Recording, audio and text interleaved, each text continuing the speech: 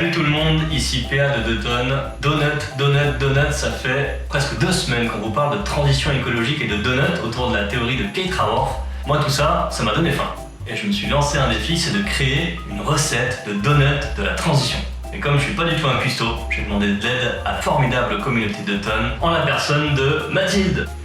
Bonjour à tous, je suis Mathilde, je suis animatrice de 2 tonnes et j'adore cuisiner. Du coup, quand PA m'a proposé de l'aider à concocter 2 tonnes de donuts, j'ai tout de suite accepté. Mathilde, prête pour le donut de la transition?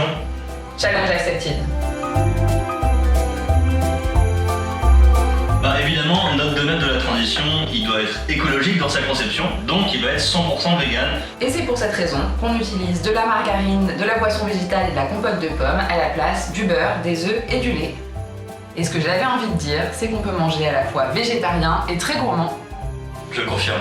D'ailleurs, la margarine, c'est quand même une sacrée invention. Moi, je trouve qu'on n'en parle pas assez de la margarine. Et c'est super bon.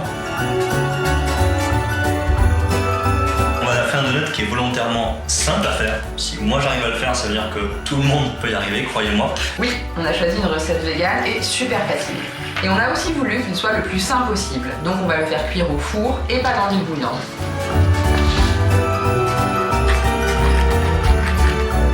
On a une belle base de donuts, encore un peu austère. Alors, place à la déco.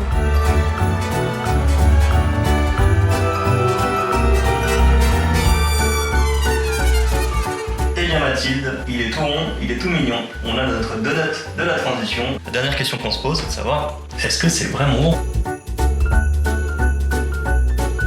Ouais, c'est gourmand. C'est très très gourmand. Bravo, défi relevé.